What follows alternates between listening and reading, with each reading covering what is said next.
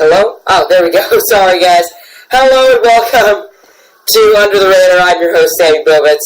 Sorry, we had a bit of technical difficulties there. Okay. Alright. How's everybody doing on this fine October evening or afternoon, depending on where you are? Obviously, it's October wherever you are currently, I hope. Today we are going to have not at all a Carolina special. I feel like, everybody kind of got sick of it. Arizona and Colorado. I kind of wanted to mix it up a little bit. In my first episode, I talked about the Bengals, I've done pretty well this year. I talked about the Jazz, who time will tell how well they do. Although, kudos to them, I love if you guys check out their throwback uniforms, totally irrelevant, but moving on. The one team that I did hit it out of the ballpark, if I do say so myself, was the Milwaukee Brewers, my first episode. Now, they are matched up in the NLCS against my beloved Dodgers. And you know what? I don't know what to think of this. I'm going to be honest. I do love my Dodgers. If you know me, I'm a huge Dodgers fan. But I'm just really happy to see a team that I featured on my show before they revved up and became the number one seed, took on the Dodgers, beat them the other day, beat Clayton Kershaw. That's a huge achievement. We're not going to get to them until later. If you guys haven't figured it out, it's an NBA, NFL, and then MLB formats. Obviously the state sports special is going to be in, a couple months. I would say, if I had to estimate, probably, 10, 12 weeks. I don't have a calendar on me right now, so, I would just like to get started with the Hornets, just jump right in. I will say this, though, before we start, I'm not 100% sure what's going to happen next week, with the timing. That's really relevant, though. So let's just jump right into the Charlotte Hornets. Obviously, looking at their depth chart, names jump out at me. They're actually have pretty solid depth. For where they are right now, they're not. I wouldn't say they're rising.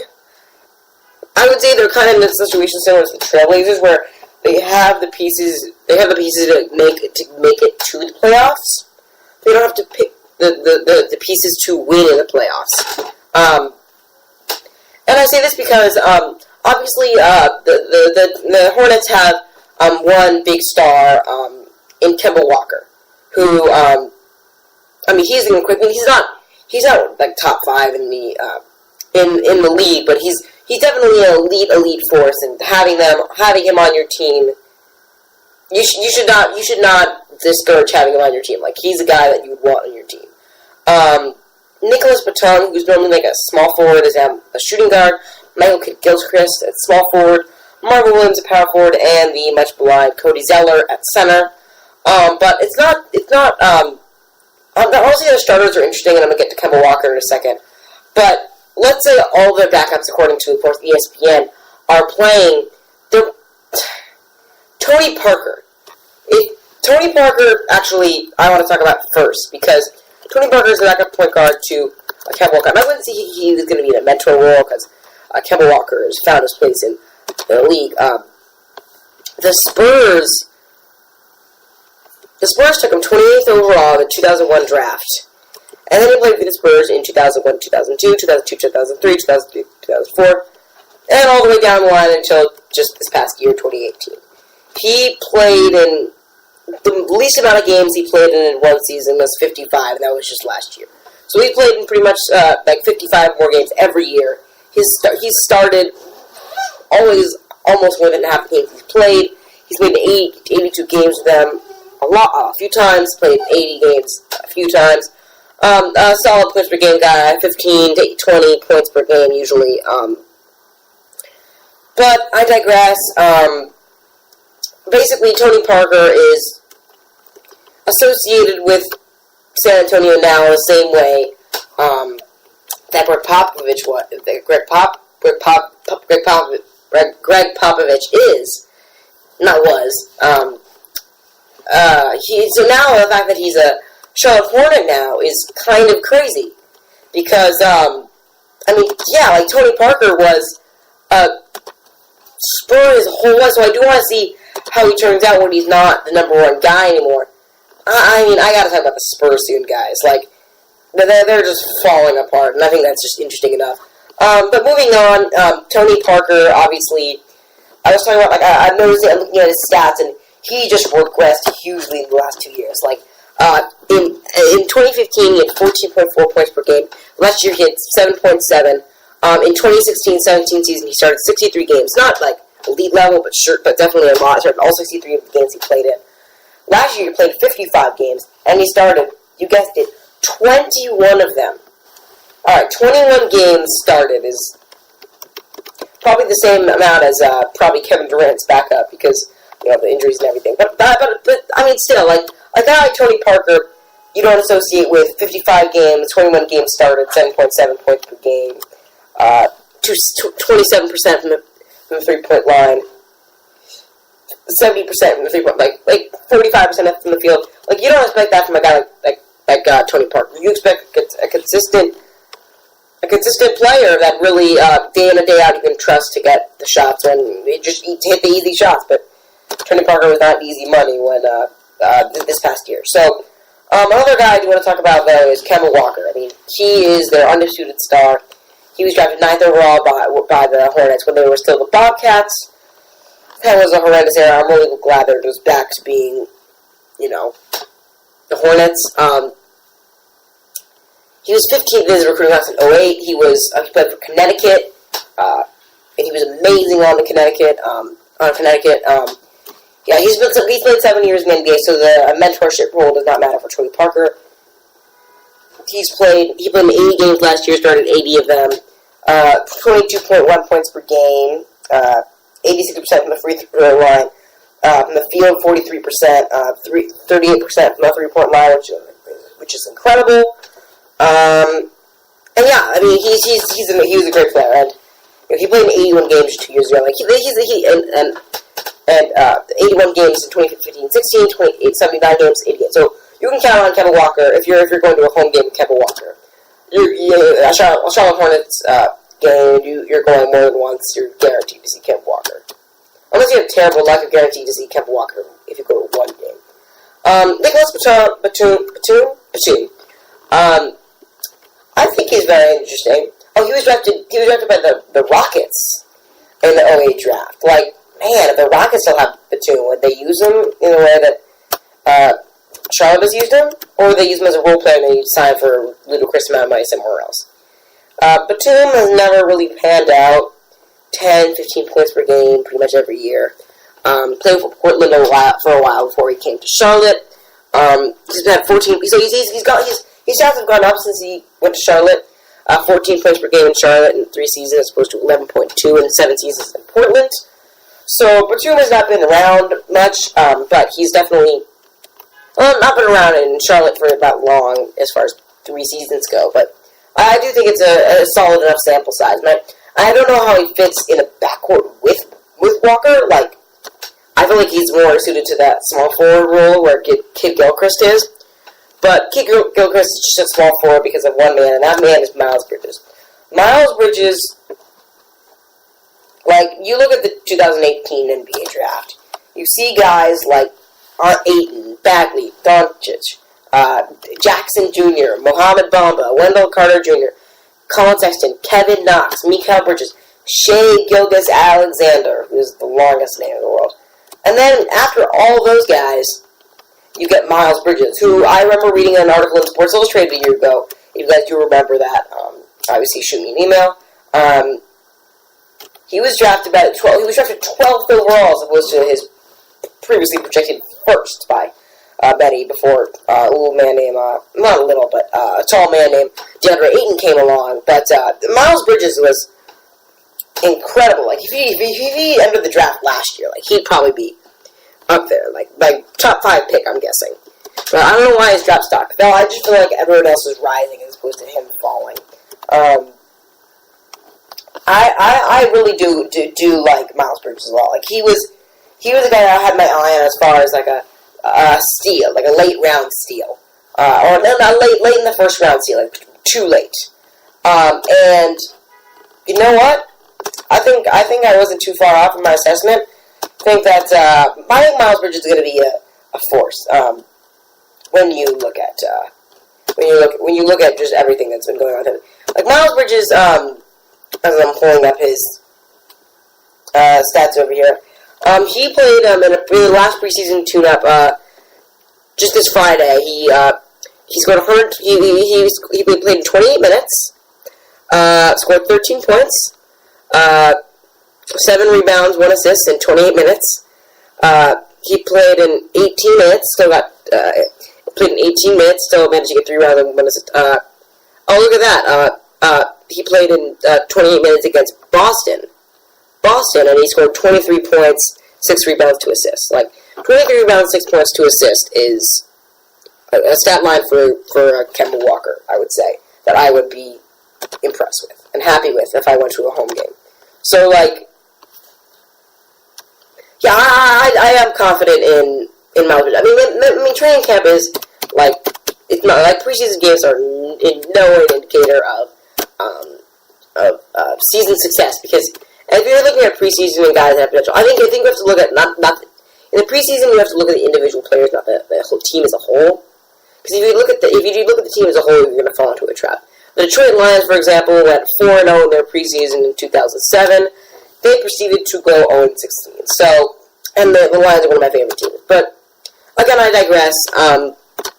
Another interesting guy that I think is someone that Charlotte actually should put in that starting lineup right now is Frank Kaminsky. And Kaminsky was coming out of, I believe, Stanford. Was it Stanford? Let me check. Yeah, it was Wisconsin. Wrong college with the color red as its primary color. He was drafted 9th overall in 2015. 9th overall, and that's pretty good. I mean, let me just, people were pretty pumped about him. You look at 2015, the first overall selection was Karl Anthony Towns. 4th overall, Kristaps Porzingis. 2nd overall, D'Angelo Russell. 7th was Moutier. Kaminsky was selected ahead of guys like Justice Winslow, Miles Turner, Devin Booker,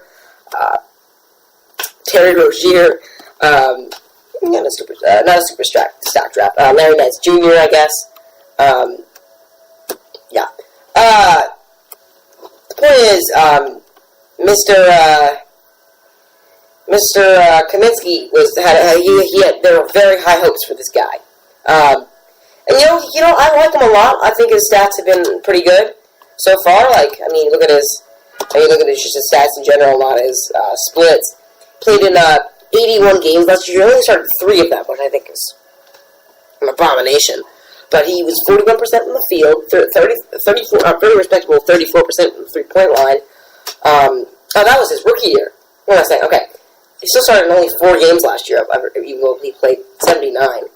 11.1 points per game last year, 23.2 minutes average. So, I feel like 23.2 is a respectable minutes a game is a respectable amount for a starter. So I feel like that if you're not willing to start Kaminsky over Michael Kidd-Gilchrist and Marvin Williams, I don't know. Okay, so the backup center for the Charlotte Hornets was, who I think is very interesting, Bismack Biyombo. If you don't know Bismack Biyombo, first of all, I don't blame you. Bismack, he was drafted 7th overall by Sacramento in 2011. Just to give you, obviously, basis of comparison for the 2011 draft. He was drafted 7th, right? So, 2011 was headlined by some pretty big people. The first overall selection was Kyrie Irving. Enes Kanter's 3rd. Bismack Biyombo 7th. And 2 picks later, a little guy named Kemba Walker. 11th, some guy named Klay Thompson. 15th, some dude named Kawhi Leonard. 19th, Tobias Harris, who's the radar player himself. So, Bismack Biyombo was pretty much judged coming out of the Democratic Republic of the Congo based on just pure strength. He was a guy that was like he was like an international. He was like a wild card. Is who he was. Like he was, and he was traded to the Hornets. So he was viewed as a huge wild card. Like he could be like he was one of those like physical specimen quarterbacks kind of in the NFL, where it's like he just looks like a guy that could dominate in the NBA, and he could be a guy that could dominate in the NBA. But obviously, we'll see. Biombo was brought back actually just this year. He bounced around to the Raptors and the Magic for a little bit. So Biombo is very interesting. Let me just. So Biombo, yeah, he was interesting, and I think it'd be pretty interesting in this league. Obviously, the Hornets are like they're not the most like team. They're not the most. They're not like the team. They're not like the Brewers. Like they're not the team that I think is gonna just break out because. I mean, the Eastern Conference is not super deep, but if you just look at the teams in the Eastern Conference of the National Basketball Association, you've got 15 teams in that league, and only 8 make the playoffs. I mean, more than half, but still. Guys like the Celtics, not the Bulls, the Celtics, the Bucks, the Sixers, the Raptors, the Wizards, the Heat, the Pistons, because they have, Drummond and Griffin, so we'll see how that experiment turns out. The Bulls are almost a team on the rise. Indiana. Can't leave out Indiana. So I think, the Hornets have a chance of getting it, like, sneaking into that playoffs. But we'll see. Like, the division that the Hornets are in currently is it the Southeast Division? Who Heat, Wizards, Magic, Hawks, and Hornets. Heat and Wizards are 2 pretty big teams. The Hornets went 36 and 46 last year. Not so good. Although I will say this. The Hornets are just weird. Like just plain weird. I mean, like if your team was previously the Bobcats against everyone's will, this was crazy.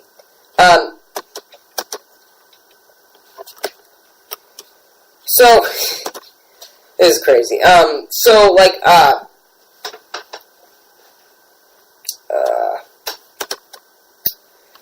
mean, the Hornets, like, overall, like, they've got guys like Kemba, like Nicholas, like, Bridges, like Kaminsky, like, we'll say Biombo, Bismack Biombo, just side note, is just such a fun name to say. Bismack Biombo. I have now inspired you guys to say Bismack Biombo's name 100 times in a row. And yeah, I'm just going to say this. I'm going to grab the charger for this computer real quickly. I'll be right back.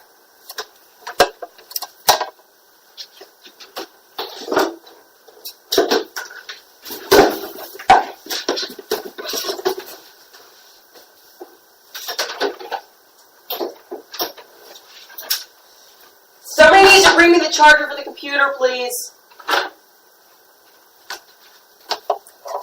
Hello? Alright, sorry about that. We're back. I'm really sorry about this, folks. It's just part of life. Moving on, we're just going to wrap up the Hornets quickly. Again, this is like a lot of teams that I've covered on UTR for the past, this is the 6th episode now, so for the past 5 episodes preceding this one. The Hornets are a team with tons and upon tons of wild cards and such, and I think, honestly, their ceiling is not super high. I think it could surprise some people and maybe make it to the second round of the playoffs, but it's only if they have an insane regular season, which I'm not sure they will, with a relatively tough Eastern Conference, not tough in general, but tough compared to them. So we will see how they turn out this year. And with that, let's just end with my phone finally, my computer finally mercifully plugged in. I would like to move on to the one and only Carolina Panthers. If you're wondering, they lost 23-17 to the Redskins today. Fine, they're 3-2 now. Although they're in a very tough division. Just before I get into the Panthers themselves, like, they're in a hugely tough division. Like, Saints and Falcons, and, I mean, the Buccaneers were, like, my sleeper team last year. Full disclosure, I drafted Jameis Winston, the Buccaneers quarterback, and Mike Evans, their star wide receiver, both last year. And their kicker, for some reason, like the last round of the draft, I was like, what the heck, I'll draft their kicker too. Because I thought their offense was going to explode with the addition of Deshaun Jackson. I was wrong, which is a fact, and I did not end up doing so well. But I will say this, the division is crazy. In the NFC South, if you want just like one division to follow in the NFL, that's the division you want to look at. I mean, Saints are 4-1, Panthers are 3-2, and Buccaneers are 2-3, and the Falcons, who have been like Super Bowl pegged by, again, Sports Illustrated, are currently 2-4. That's how crazy this division is. The Panthers, obviously, if you look at their depth chart, which I'm going to pull up, obviously everything starts and ends with Cam Newton. If he's on, he's on. The rest of the team's on. If he's off, then we'll see. Cam Newton is obviously the star, as I was saying. I will say this, though, the wide receiving core is not the best in the world. Greg Olsen, if you're looking for a value fantasy tight end, there's yours. Greg Olsen is one of the best tight ends in the NFL. He's amazing. I think he's very underrated, under the radar himself. Obviously, that high-profile pickup of Christian McCaffrey in last year's draft. He's listed currently as the starting running back over actually a pretty solid supporting cast of running back supporting cast of C.J. Anderson and an okay guy in Cameras and a nice person in Cameron Artist Payne. You look at the receiving core. Nothing jumps out at you as amazing. I mean, Devin Funchess, Torrey Smith, their first round pick this year, and DJ Moore. Nothing jumps out at you immediately is like amazing. Although what I think is interesting is definitely their defense, because this is a defense that is crazy on and off the field. First of all, kudos to the Panthers because just a few, I believe it was like a week or 2 weeks ago, they signed Eric Reed. If you don't know who Eric Reed is, if you know who Colin Kaepernick is, you should know who Eric Reed is. Colin Kaepernick, if you don't know, was the first player to kneel for the national anthem, and the first person to join him in protesting, although not necessarily kneeling at first, was Eric Reed. Colin Kaepernick is still out of a job, despite being better than starter even this week. Miami started Brock Osweiler over a guy named Colin Kaepernick, who would have done much better than him, even though they did win today. I digress. But Eric Reed found a job with the Carolina Panthers, which is nice since they recently said goodbye to the notorious person, Mr. Jerry Richardson. So I think good move by both team-wise and just a good statement. Kawan Short and Tar 12, very good defensive tackle core. Julius Peppers, not many people don't know this. People consider Julius Peppers primarily associate with him the Bears organization. I don't blame you. Julius Peppers' best years were with the Chicago Bears, no doubt. But he was originally a Panther, got by the Panthers, and now he's back with Shaq Thompson, who's again another very underrated guy. Thomas Davis, Luke Kuechly. Those three are among the best linebackers in the NFL. Those three guys. If you have that linebacker core, you can't be unhappy. That's a fantastic one. Shaq Thompson, Luke Kuechly, Thomas Davis. Once again. Quarterback, obviously, nothing jumps out at you. The strong safety position with Eric Reed is great. I don't know, Graham Gano is their kicker. Solid. Hit that giant, 53 yards? 53 yards, I believe. Field goal, maybe 60 something. It was a long field goal, point made, to summarize. Where do we go from here is the question, I guess. And if you were asking right now, also people are asking why was Sammy not clear with the Charger. That I also understand. Moving on, I do want to start, again, like I said at the beginning, I'm talking about these guys. Everything with the Panthers starts and ends with Mr. Cam Newton. Cam Newton, he was drafted with the first overall pick, has won MVP. He's on top of the world, Mr. Newton. When your name is Cam Newton, that's a fun name. Not as fun as Bismack Biyombo, but I think I've run that joke into the ground by now. And, so his nickname apparently is Superman. Did not know that? Oh, because the whole, right. He has, like, celebration where he, like, pretends to rip his shirt open like Superman. Whatever, moving on. He was drafted, obviously, first overall in that 2011 draft. Ahead of guys like, Von Miller was drafted second. They met in the Super Bowl, so those two will probably be linked. AJ Green, Marshall Darius was a bust. AJ Green, Patrick Peterson, Julio Jones, Jake Locker, Blaine Gabbert. I think I was selected ahead of one spot ahead of a guy named J.J. Watts. Robert Quinn, drafted by the then St. Louis Rams. Nate Solder. Adrian Claiborne. Mark Ingram, 28th. Interesting that he's back. I'm going to say interesting because I honestly don't know what to think of that one yet. Hunter Wilkerson. Alright, Andy Dalton, drafted second round. You know what? He deserves that. Kyle Rudolph, etc. You don't need to know every single pick of the 2011 draft. If you would like me to list every single pick of the 2011 draft, I will do that for you. Just email me.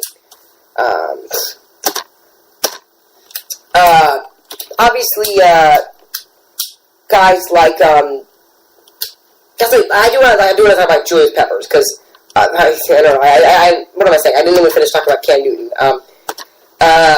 Obviously, MVP in that season, that magical season before Super Bowl 50, where they unfortunately lost to the Von Miller and defense-led Broncos. Sorry, Peyton Manning.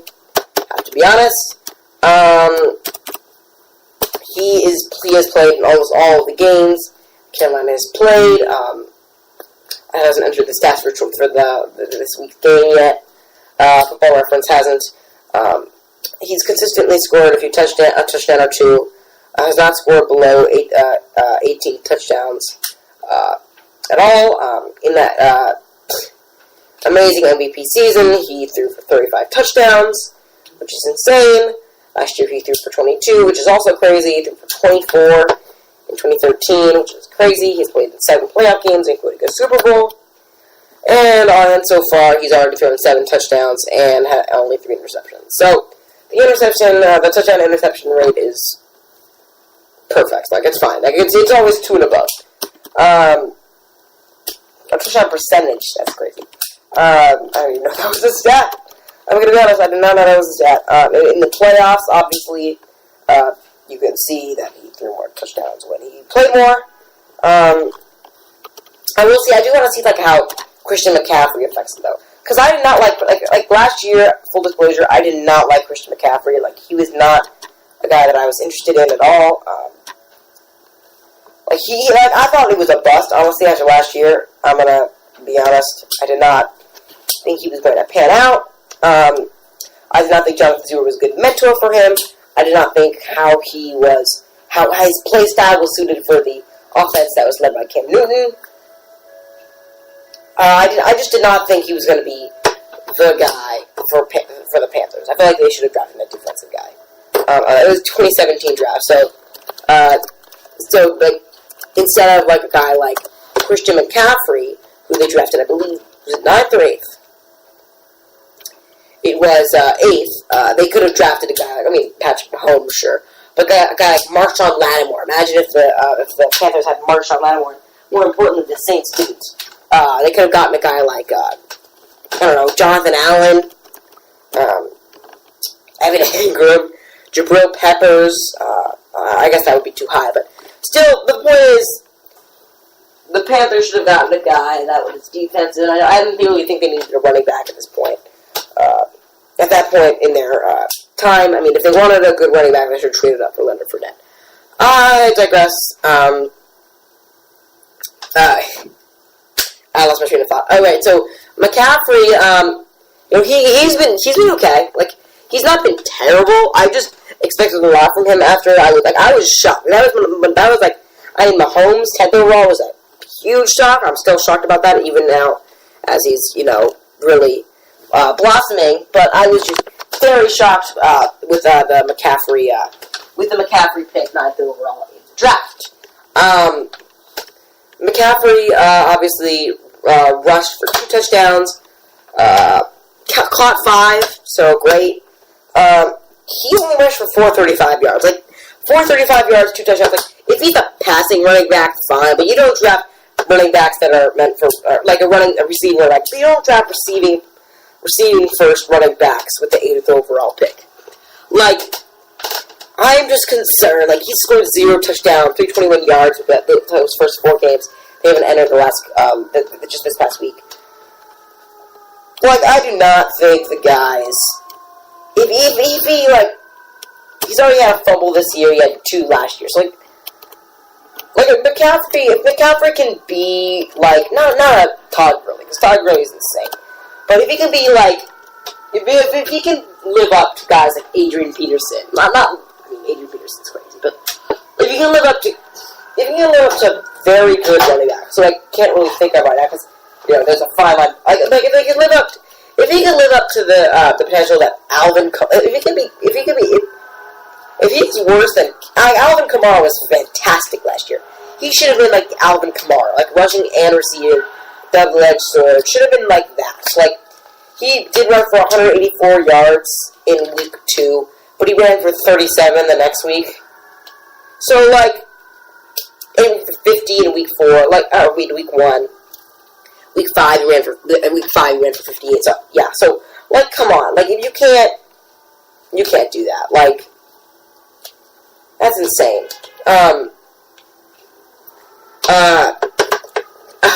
Against the Eagles last year, he ran for 4 carries, 8 yards, 0 touchdowns. I mean, the Phillies are good. The Eagles, not the Phillies.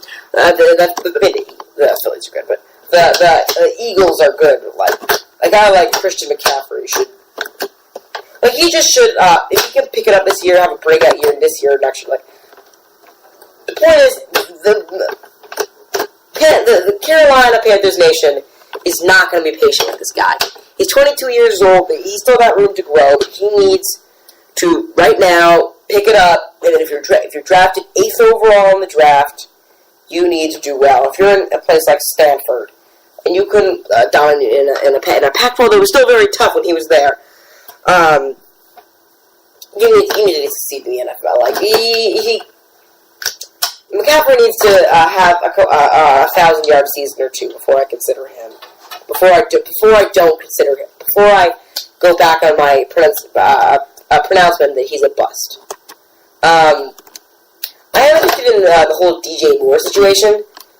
Basically, not really staff to consider there. It's not a very big sample size, but is he the guy? He's the second string WR2 right now in the Panthers system who lost Kelvin Benjamin. So, like, I don't know how they're doing that right now, but wide receivers, you're going to let them jump in immediately, like the Bengals did with John Ross, and I think that's still very interesting to look at. But I do want to talk about Greg Olsen, just because I feel like he deserves a Travis Kelce comparison, and he's just a favorite target of his QB and just deserves to be like that. But he is kind of injured. Like he's kind of in the middle between Jordan Reed and Gronkowski. Like a little bit below both of them, but like very close to their injury rates. He only played in 7 games last year. Again, another fantasy bust for me. He still caught a touchdown. He still got 1 touchdown. When he's healthy, he's always scored 5, 6, 7 touchdowns per year. Drafted by Chicago. There you go. This year he hasn't caught a touchdown yet, but last year he only caught 1 because he was not able to play for much.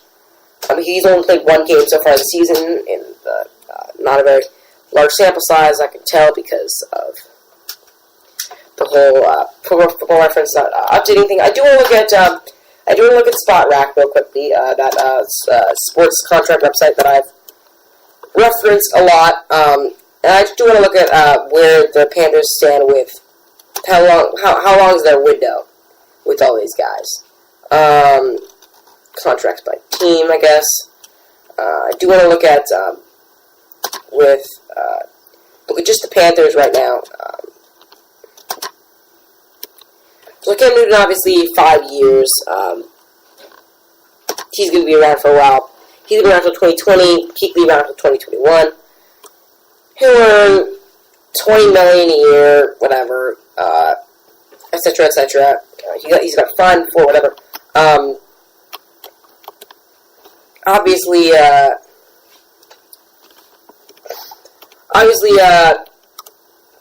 Panthers' current free agents for next year for just the Panthers. The guys they're going to be letting go next year are guys like Thomas Davis, again Julius Peppers, C.J. Anderson, and backup running back. But that's the interesting thing. Oh, Eric Reed, Devin Funchess. So that's the interesting thing for me because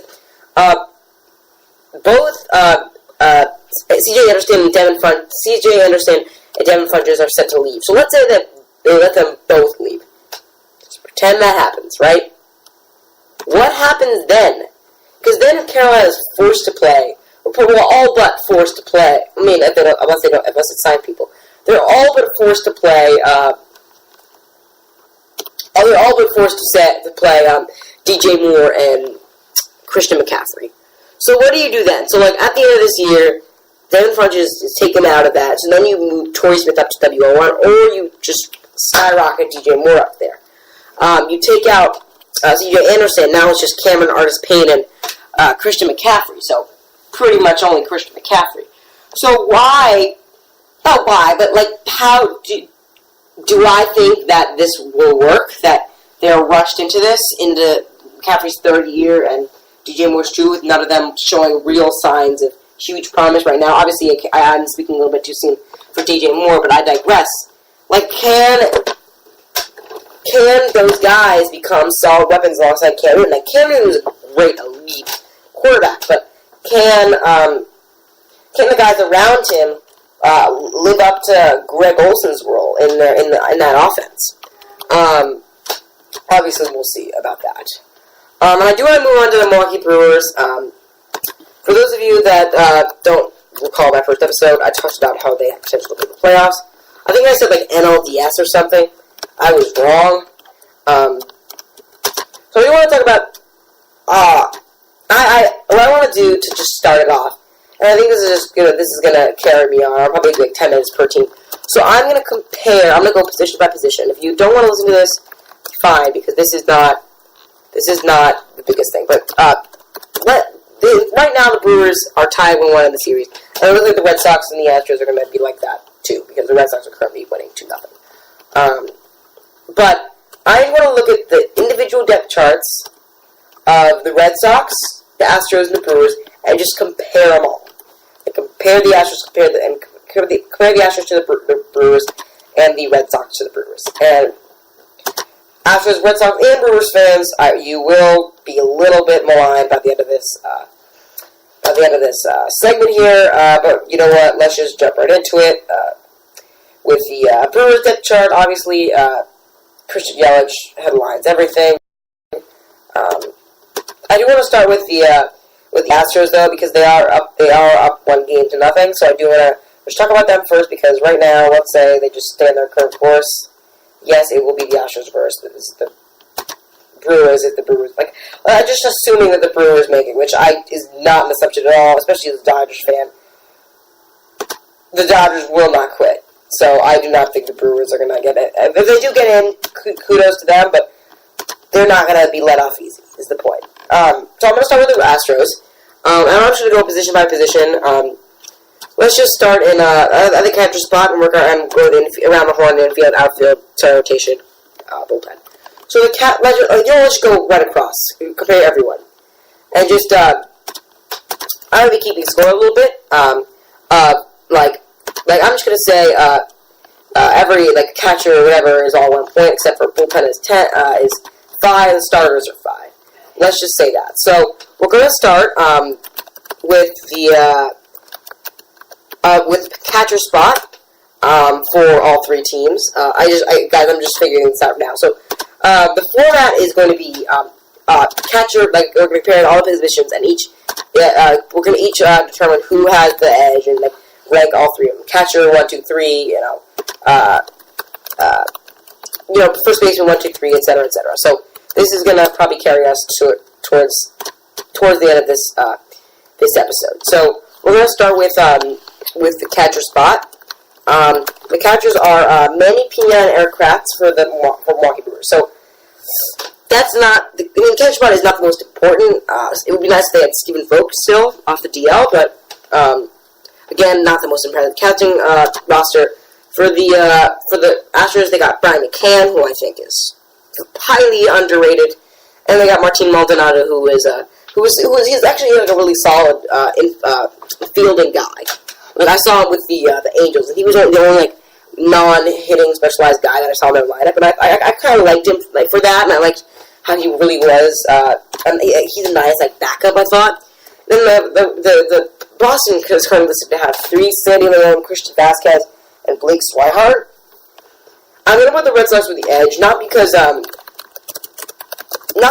that, like, a particular dominant player at that position, because then if I was just considering that, then I'd put the Astros on top, and there'd be 2, and then the Brewers would be 3, which is what I'm doing, Red Sox, Astros, and then Brewers. It's simply that the Red Sox have 3 good catchers on their roster, which is going to hurt them, like, later on with the depth and stuff, but, I will say that. So, I will say this for the rules, though, like, if Mookie Betts is listed as, like, a center fielder and a left fielder, I'm not going to count that. Anyways, move on to first base. Aguilar, Thames, Braun, Shaw, I'm not going to count. They're not playing first base anytime soon. So Aguilar and Thames for the Brew Crew. Gurriel, Marwin Gonzalez, and this Tyler White. Who, honestly, he's been okay. Like, this year, he, 66 games, 12 home runs. Like, he's okay. So it's Gurriel and White, Aguilar and Thames, and Moreland and Pierce. For that, I'm saying Milwaukee, definitely, because Aguilar and Thames are 2 sensations in 2 different years, and I think any of them could break out at any given moment. Then I would probably, Moreland and Pierce against Gurriel, because I'm going to say the Red Sox, because Moreland is more consistent than a guy like Gurriel. Like, Gurriel reminds me of Puig in a way. I hate to say it, though. I also just don't like Gurriel, I'm going to be honest. Just as a baseball fan, it's disgusting to see someone make a, he did the thing with the, he made a racist gesture to Yu Darvish in the 2017 World Series, but I'm not going to get into that. I don't like to get into that sort of thing on a show like this. Second base, you already know who's going to win, but it's Travis Shaw and Jonathan Scope versus Ian Kinsler for Boston, and obviously the Astros win because they have one of the best hitters in all of baseball in Jose Altuve. Then I'd probably give it to the Red Sox. Then the Brewers, not because of the talent, but even though Ian Kinsler is a great second baseman, it's just that all of those, like, they just had to stick somewhat, like, because the Brewers, like, thought that in addition to Mike Moustakas, who we'll get to in a second, that the addition of Jonathan Scope, who I kind of highlighted a lot in my show, in that original show where they had them, he's not been so good for them. He didn't really hit so well, so, like, second base is just a position they stick, like, anywhere. I'm not going to be surprised if I see a guy like Aguilar or Thames there in the future, just to stick them there or whatever, and do what they did with Darno or whatever. I'm trying to remember something about Travis Shaw playing like third base or something and being terrible on the Mets. Moving on to third base, Mike Moustakas and Travis Shaw. Obviously, solid third base campaign for the Brewers. Bregman, who's been fantastic, and then of course the all-world utility guy, Marwin Gonzalez. Kiki's better. Moving on, Kike Hernandez, I mean, and Rafael Devers, Eduardo Nunez for the Red Sox. I'm gonna have. Man, it's actually a tough one because Bregman, Moustakas, and Devers are all very good. Probably Bregman gets the edge of that Moustakas and Devers. But then you look at the backups. Marwin Gonzalez, and then Travis Shaw is a fantastic backup, and then you've got Nunez. So I'm probably going to have to go with the Brewers on this one. because they do have Moustakas and Shaw. And then I'd probably have to say the Astros, even though the Brewers have the Red Sox have the depth. Bregman is too good. So it's Brewers, Astros, Red Sox. Okay. So I'm gonna count these all up in a second, but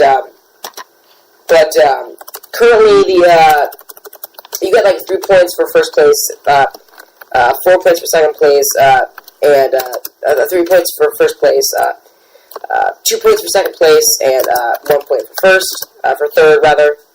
And so the Brewers have 2 first place finishes, so they have 6, and then so the Brewers. Just give me a moment. So the Brewers have 2 first place finishes, and 2 third place finishes with 6, 8. The Red Sox have been very consistent so far. I have two, not really that consistent. The Red Sox have had 2 second place finishes, 1 first place finish, and 1. So that's 3, 2, 2, 1. So 3, 6, 3, 5, 7, 8. So they also have 8, and the Astros have 1 first place finish, 1 second place finish. So that's 5,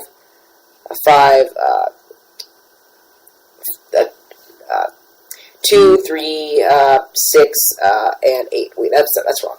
Alright, I'm just going to count them all up at the end. I'm sorry, guys. I feel like I've been waiting here with the charging and the this and that. I'm sorry, I sound terrible. But I'm gonna move on to shortstop, so I'm not wasting my breath and yours for any longer. And we got Orlando Arcia, who's been horrible for the Brewers. And there's no one else, like just second baseman and third baseman that are just thrown in there. Carlos Correa, and again, the all-world utility man, Marlon Gonzalez, shortstop for the Red Sox, and then, of course, Bogarts. So I'm going to say the Astros, then the Red Sox, and the Brewers, and that's a relatively straightforward one.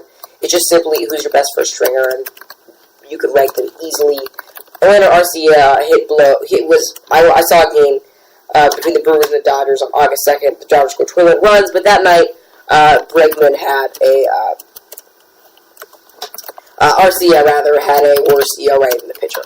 Moving on to left field, I know it's not the most set position, but Ryan Braun in left for the Brewers, Marwin Gonzalez, starting left fielder for Astros, and Andrew Benintendi. I'm gonna have to give it to the Red Sox. The Red Sox. I know Braun has been hot lately, so I'm gonna have to say Red Sox. And then Brewers, and then Astros. Marwin, you've helped with the backup, but not as a starter. Marwin Gonzalez is not suited to just be an everyday guy. I'm sorry. I mean, he can't, if you're starting on a defending World Series championship team, and your name is Marwin Gonzalez, I don't know. Center field, Lorenzo Cain, who's spectacular for Milwaukee.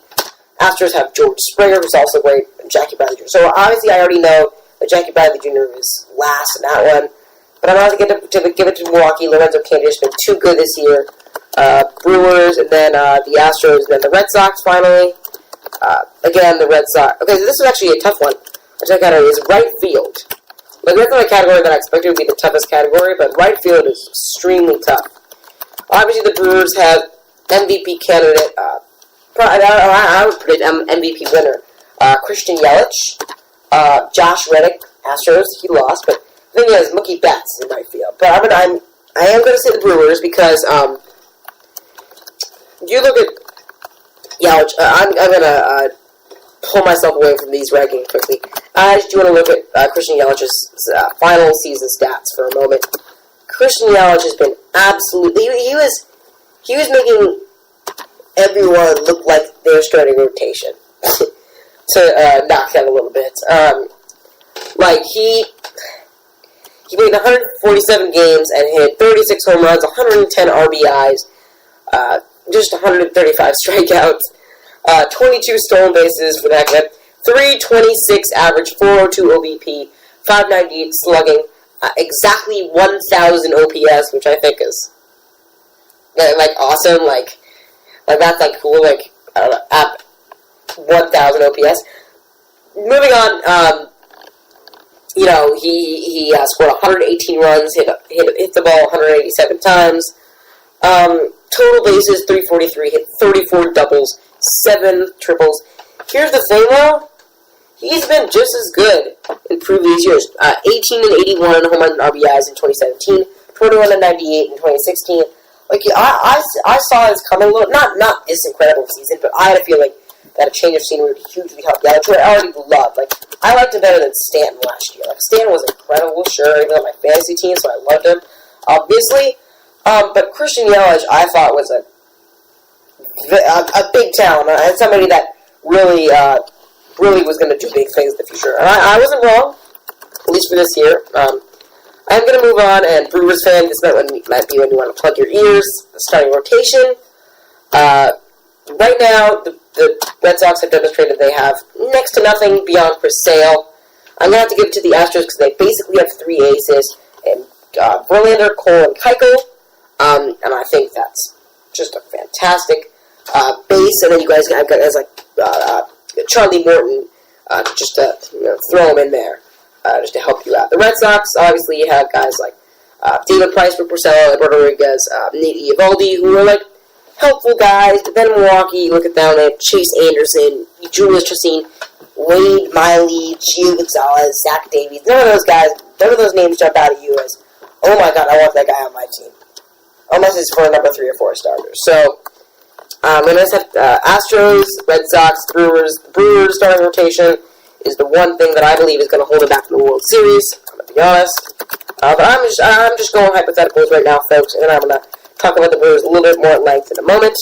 And then we get to the bullpen, and this is where the Brewers really have the edge of the bullpen, because the Red Sox, the bullpen looked great at the start of the year. But then they just fell apart, and especially against the Yankees, they were not good. But, you got guys like Craig Kimbrell, Joe Kelly, Heath Hembry, who I think is fantastic, Drew Pomeranz, because why the heck not? Astros have guys like, I'm going to get to the Astros in a second, but Milwaukee's got guys like Josh Hader, Jeremy Jeffers, Matt Albers, Joaquin Soria, Corey Knebel. They got Xavier Cedeno, They have like 5 or 6 major league quality, elite quality closers in that bullpen. Like, how they got that? I mean, that was honestly unfair. How they got so much talent in their bullpen. And then the Astros. I didn't want to say them for last because I am going to say this. The Brewers rotation is a lot like the Astros bullpen, but terrible and needing of an actual bona fide star. Roberto Osuna they traded for, very middling closer. Colin McHugh, who's been okay at best. McCullers got a lethal curveball, really belongs as a one-off starter or okay to good middle reliever. Hector Rondon, like none of those guys are about to use. So I'm going to say Brewers, Red Sox, Astros. So you look at. I'm going to just streamline things.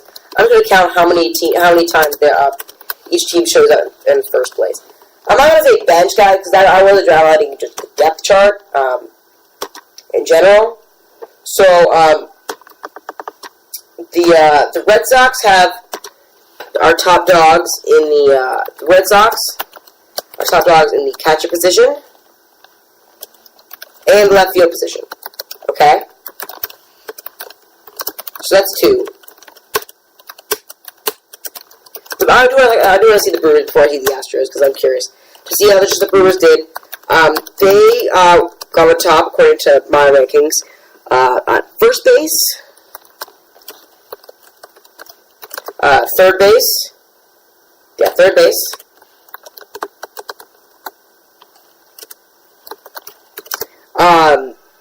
first base, third base, center field, and right field. That's really what's helped them, their whole outfield.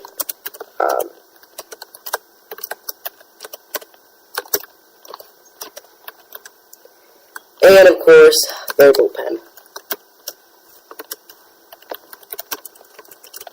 And that leaves the Astros,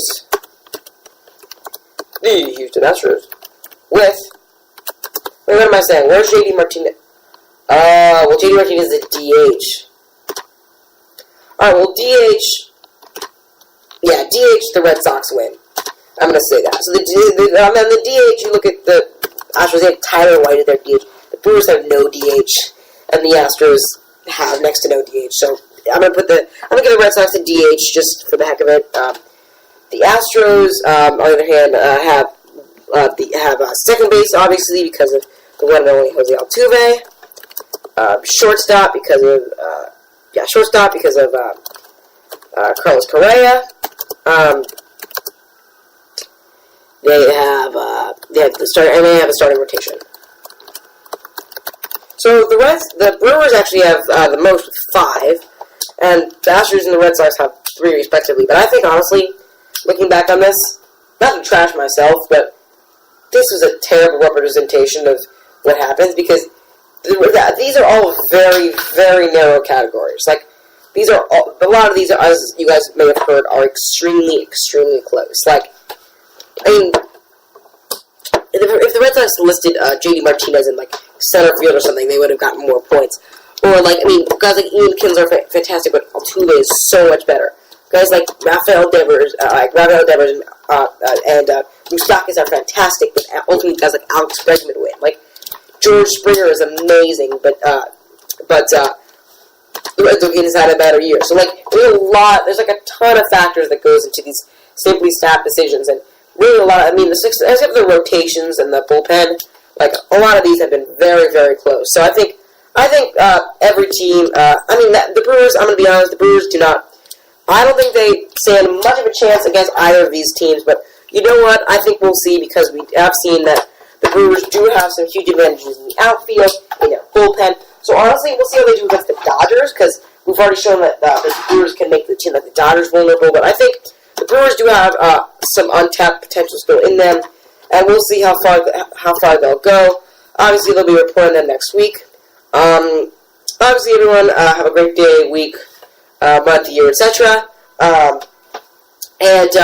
Obviously, email me at undertheRadarNSR@gmail.com with any questions, comments, concerns, requests for teams that I feature in the next episodes. And obviously, follow my Instagram account at undertheRadarNSR for Under the Radar and the Milwaukee Brewers postseason hopes. I'm Sam Grovitz, signing off.